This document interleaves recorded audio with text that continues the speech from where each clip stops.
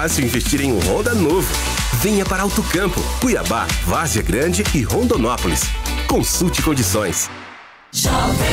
Voltamos com o Jornal da Manhã, Cuiabá. São 7h27. Estamos de volta pela nossa Jovem Pan com o nosso Jornal da Manhã de São Cuiabá. E estamos recebendo a visita do advogado Rodrigo Cirineu, que é advogado eleitoral. Bom dia, Cirineu, como vai? Bom dia a todos, bom dia, Vinícius, professor, os ouvintes da Rádio Jovem Pan. É um prazer estar pela primeira vez aqui para poder falar um pouquinho sobre o que a gente gosta, né? Direito eleitoral, política, eleições e tudo mais. Nesse período assim, vocês conseguem ver a família, não? Conseguimos, graças a Deus. Mas porque nesse período que é antes, durante e depois das eleições, em alguns casos. É complicado, mas a gente, na medida do possível, se esforça aí para poder ficar um pouco. Eu que tenho uma filhinha de 1 ano, né, que completou ela 1 ano agora nessa semana, dia 23 de agosto, então a gente tem que ficar um pouquinho. Mas realmente o expediente familiar, vamos dizer assim, é um pouco reduzido por conta da trabalheira que dá essa campanha eleitoral. Bom, trabalho significa também a parte boa do trabalho, que é o recebimento, evidentemente. Né? Com certeza. Cirineu, vamos lá. O grande evento desta semana foi a cassação do deputado federal Nery Geller. Muito bem. Nós chegamos a entrevistar aqui ontem a suplente Gisela Simona. Porém, esse raciocínio reto de que saía Nery, entraria suplente, pela legislação eleitoral não funciona bem dessa maneira. O cálculo não é bem esse. Foi cassado o titular, entra o suplente. Não é bem isso. Como se ele tivesse saído de férias ou etc e tal, ou pedido licença, no caso. Ele foi cassado. Então o cálculo, eu queria que você explicasse. Bom, durante muito tempo foi essa mesmo a ideia, né? O que estimulava inclusive os próprios colegas de chapa, né? A partir do momento que acabava a eleição, o cara ficava em primeiro, segundo suplente, né? Havia um incentivo dele entrar com uma ação contra quem ganhou a eleição, porque a lógica era, né? A pessoa é cassada, eu como primeiro suplente vou assumir. Só que em 2018, a partir das eleições de 2018, essa lógica foi invertida a partir de uma proposição do ministro Luiz Roberto Barroso no Tribunal Superior Eleitoral, né, consistente na seguinte premissa: se os votos foram obtidos mediante abuso de poder ou mediante a prática de atos ilícitos, não faz sentido preservar a validade desses votos, né, que foram auferidos ao arrepio por descumprimento da legislação eleitoral, para a legenda partidária, antigamente para as coligações, como foi o caso do Nery em 2018, que as coligações proporcionais ainda eram admitidas, e a partir de 2020 para as chapas puras, né, para as legendas partidárias. Então, são duas as consequências aí que advêm desse acórdão proferido pelo Tribunal Superior Eleitoral na noite da terça-feira dessa semana. A primeira delas é o imediato afastamento do deputado federal Nery, né, que já se anunciou na imprensa aí que vai tomar as medidas para buscar a suspensão dessa determinação.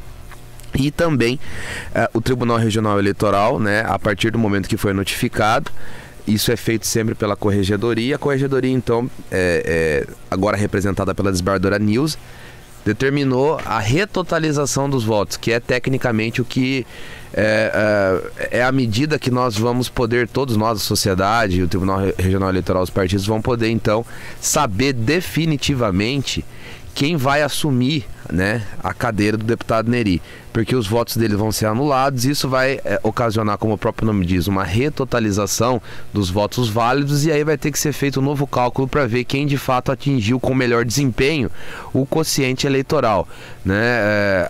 Muito se dizia logo quando ocorreu a cassação que tudo indicava que seria mesmo a advogada Gisela Simona que assumiria, né, essa vaga.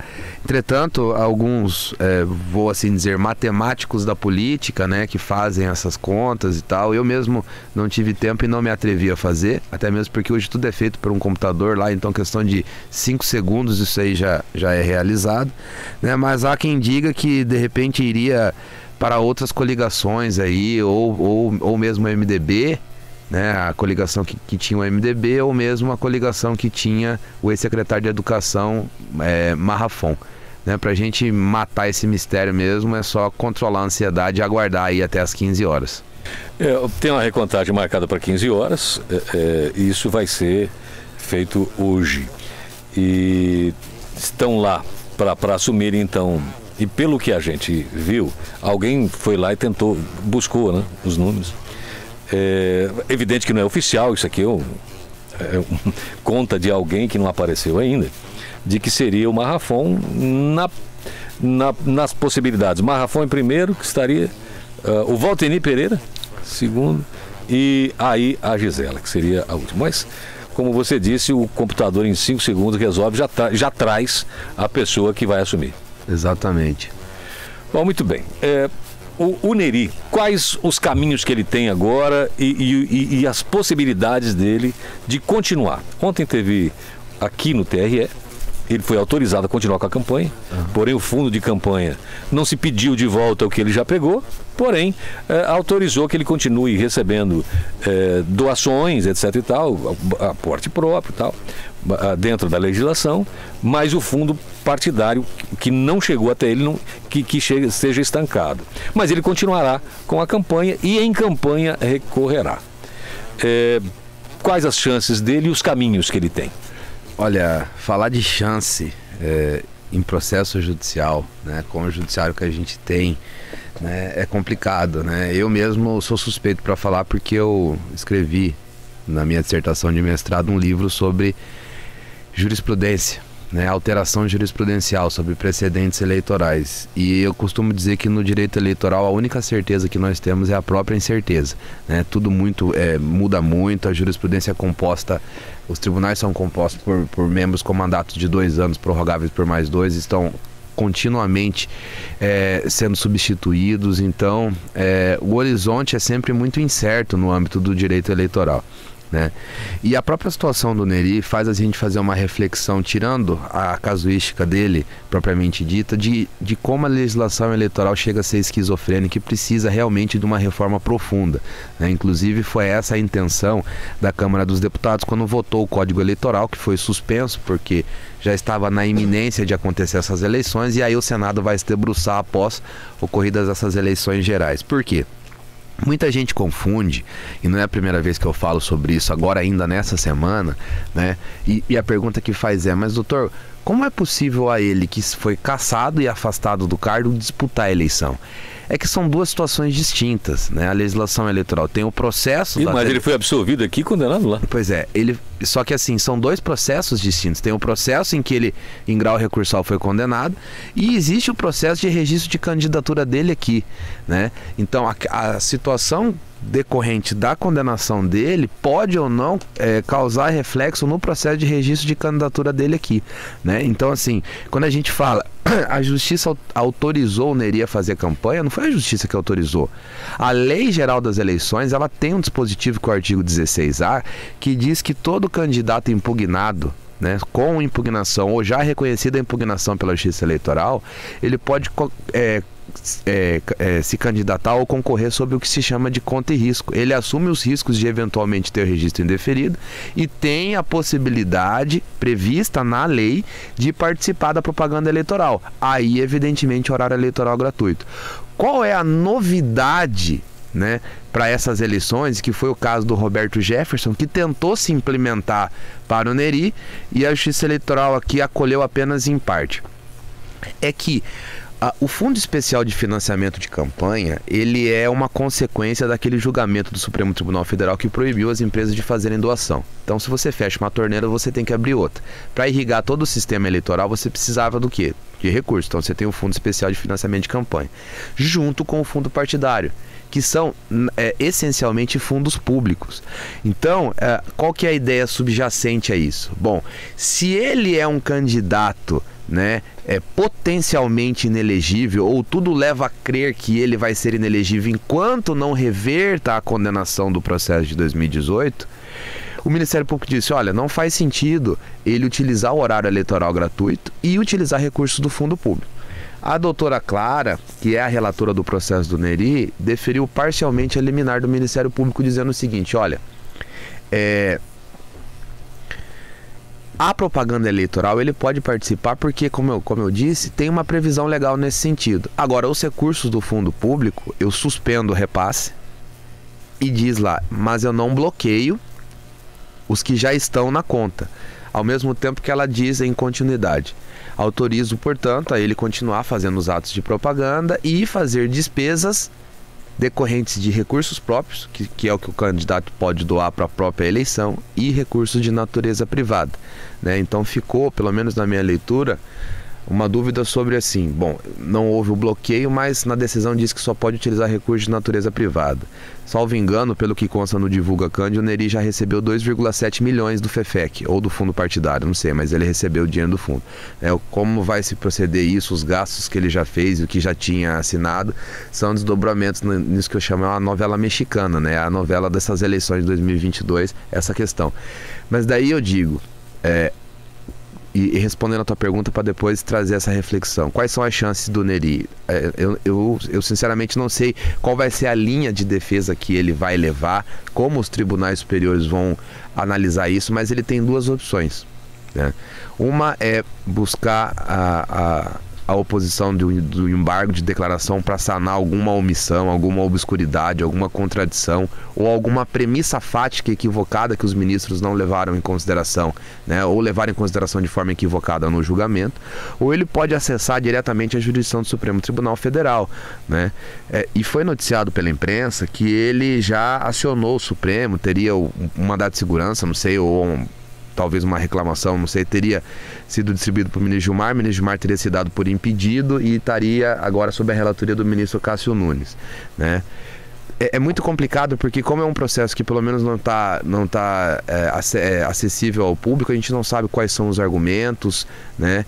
O que pode acontecer é o ministro se convencer de que ele tem razão aí e dar uma liminar para eles disputar ou suspender o acórdão. E aí, isso é muito complexo, né? De eleição para eleição, esse entendimento muda, porque muitas das vezes uma liminar deferida por um ministro do Supremo, né, que perdure por um certo tempo até após as eleições, até após a diplomação, pode redundar, né, eventualmente, caso o Neri venha a ser eleito, o esvaziamento dos efeitos da cassação dele, né, nas eleições de 2018, pelo menos para efeito do Senado. Por quê? Porque daí ele ficaria inelegível por 8 anos, só que como ele tinha uma liminar e concorreu com ela, e essa liminar perdurou até a diplomação, não haveria mais consequência nenhuma para ele. E como ele seria eleito, vamos assim dizer, para um mandato de 8 anos, e a inelegibilidade dele foi de 8 anos contado das eleições de 2018, o mandato dele de 2018 e não a partir de agora. A inelegibilidade decorrente... Então já recorreu 4. Então. Exatamente. Então, são algumas questões, né? E aí a população pode se perguntar, nossa, mas demorou tanto tempo, né? Veja, a lei eleitoral, ela tem uma previsão que muito dificilmente é cumprida, que diz que todo processo que enseje cassação de mandato, indeferimento de registro, ele deve ser julgado, desde quando há o protocolo dele, até a instância final, no prazo de 1 ano.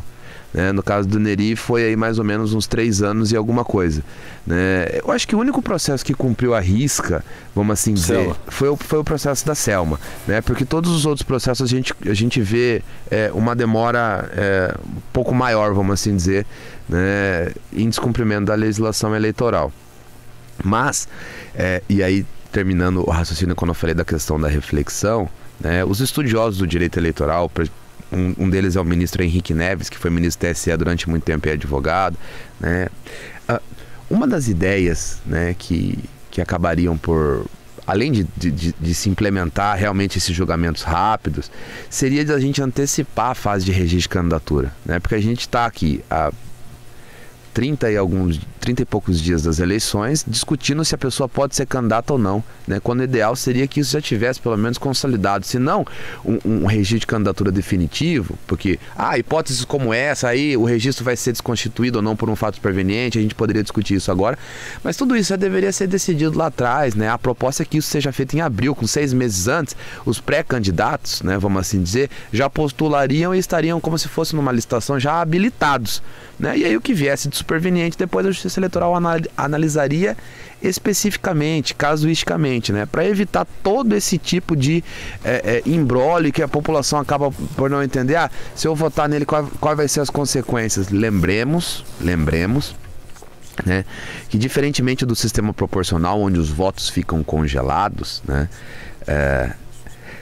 a eleição para Senado é um sistema majoritário, né? O Partido Social Democrático, que é o partido do Carlos Fávaro, mas acredito que não por iniciativa dele, já acionou o Supremo Tribunal Federal para discutir essa questão dos efeitos do indeferimento de registro de candidatura em eleições majoritárias simples, né? Que é aquela de municípios até 200 mil eleitores e no Senado. Por quê?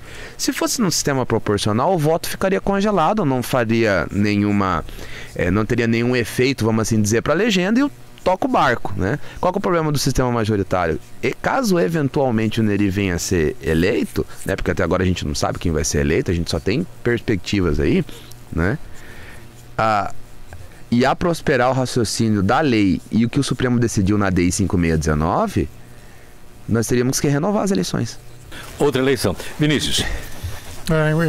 Eu ia perguntar exatamente isso, se corremos o risco de uma nova eleição suplementar, né? Aí você, em boa medida, já antecipou, né? E tem a situação do Wellington também, né? Que aí requentaram essa questão da delação do Silval, né? O próprio Nery colocou isso lá na terça-feira, né? Foi na terça, né? Que ele fez a coletiva, né? E aí, caso o Wellington venha a ser condenado, aí nesse caso o suplente dele assumiria, né? Não atinge a chapa inteira, né? Só atinge o próprio Wellington, aí caso o Wellington ganhe, o Mauro Carvalho assumiria, não é isso? Não, aí essa questão do Wellington é uma questão completamente diferente, porque anuncia-se, né? Ou fala-se de uma delação, né? De uma investigação que muito possivelmente não tem nem denúncia, né? Então teria toda uma tramitação, seria impossível isso ser decidido em tempo hábil para que possa refletir na esfera eleitoral do senador Wellington, né? E ainda que assim fosse, no pior dos cenários, uma situação dessa de inelegibilidade atingiria toda a chapa, aí não tem essa de assumir, etc e tal. Mas essa questão é muito diferente, não tem nem como comparar a situação que foi anunciada aí de uma suposta delação, que parece que foi vazado, isso não é oficial, né, do senador Wellington, com a questão do Nery. São coisas totalmente diferentes. Mas haveria uma suplementar, então, caso o Wellington, ele avance isso? Porque ameaça-se, né, longínquamente aí a esfera, o âmbito criminal, mas do ponto de vista eleitoral não tem nenhuma ameaça que resvale, né, na situação eleitoral do Wellington nesse caso, entendeu? E aí, se isso aí for apurado, e vamos supor que lá na frente venha a ser julgado, né, só conta para os pleitos futuros. O que aconteceu agora aqui, até o atual momento, ele não tem nenhum impeditivo decorrente desse processo. Então, é coisa que vai ser decidida lá para frente, diferente do Nery, porque o Nery tem uma situação que está implicando numa possibilidade real do registro dele ser indeferido e está correndo contra o tempo para conseguir uma medida para suspender essa decisão. É óbvio que se a gente for descer ao tecnicismo, né, tem toda aquela discussão, mas o registro dele já tinha sido protocolado, o Ministério Público já tinha dado um parecer pelo deferimento, daí veio supervenientemente essa situação, o acordo ainda não foi publicado, como é que a gente vai lidar com isso? Isso tudo é matéria para os advogados dele de se defenderem lá dentro do processo, né? Mas o que é certo é que a jurisprudência do Tribunal Superior Eleitoral vem admitindo que casos supervenientes possam ser analisados enquanto o registro ainda não julgou. Tanto é assim que o Ministério Público, quando dá o parecer pelo deferimento, diz o seguinte: ressalvada a situação decorrente do processo que está pautada no Tribunal Superior Eleitoral, e caso venha uma alteração no julgamento, porque ele foi absolvido aqui no TRE, né, o Ministério Público vai tomar as medidas. E aí acabou tomando.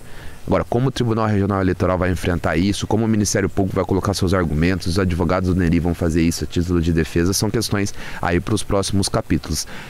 Fato é que o problema está posto. Lorenberg. Aproveitando a sua inteligência, a sua sabedoria, o seu conhecimento, vamos hipoteticamente, mas antes de trazer um retrato hipotético, é muito frequente, sobretudo nesse período eleitoral, a Justiça Eleitoral, através dos seus membros, vem dizendo claramente de que se um candidato divulgar notícias sabidamente inverídicas, pode correr sanções legais. Vamos imaginar, e aí vem um retrato que eu gostaria muito da sua reflexão, para aproveitar abusar no bom sentido, sempre, a sua sabedoria, o seu conhecimento. Imaginemos que o candidato chega à sua sessão, vai até a frente da urna eletrônica, aciona as teclas e tal, e depois ele dá um grito.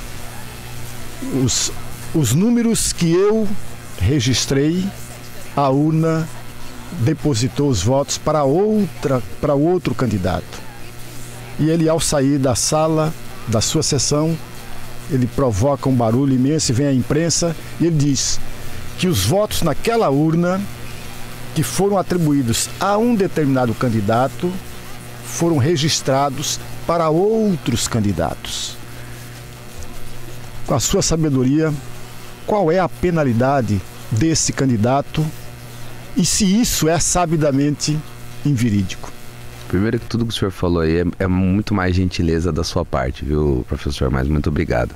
Bom, aí é uma situação que a resolução do Tribunal Superior Eleitoral instituiu recentemente, que uma das formas de divulgação de fato sabidamente verídico é inclusive aquela decorrente do sistema de votação e das falhas inerentes, né, ou que as pessoas costumam propagar sobre, primeiro sobre o sistema de votação, mas com relação a essa hipótese que o senhor colocou. Primeiro que é muito improvável que ele consiga ver isso, porque né, você vai lá no confirma e tal, vai estar lá, né, se você digitou vai estar lá o candidato X, o Y e o Z, né, para deputado estadual, federal, senador e governador e presidente da República. Dali em diante, não tem como o eleitor ver e dizer, olha, esse voto foi depositado para outro. A menos que na hora que ele digite uma coisa e na hora da confirmar fica outra. Eu nunca ouvi dizer uma situação... Na eleição passada teve algumas pessoas que foram à internet dizer que digitavam um número e aparecia outro. Depois se comprovou que simplesmente ele estava atropelando a ordem. Você não pode ir no candidato que você quer votar. Você tem uma ordem lá. Se você digitar um número diferente, vai aparecer candidato diferente. É isso que eu ia falar. Às vezes as pessoas se enganam e às vezes, até... Às vezes não. As pessoas se enganam na ordem de votação, né?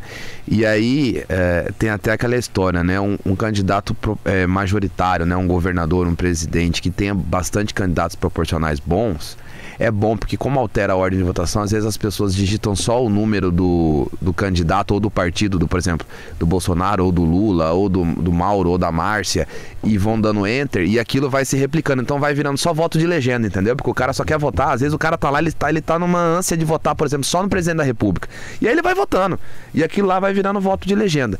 Mas voltando à questão do professor, a legislação eleitoral, as resoluções do TSE dizem que no dia da votação só é permitida a manifestação silenciosa do eleitor. Daí o porquê, né? Não pode nem se arregimentar em várias pessoas utilizando uma mesma tonalidade de cor, etc e tal, para não dizer que há uma propaganda velada. Então a pessoa só pode entrar com aquele brochinho, né, que botam aqui na camiseta e pronto.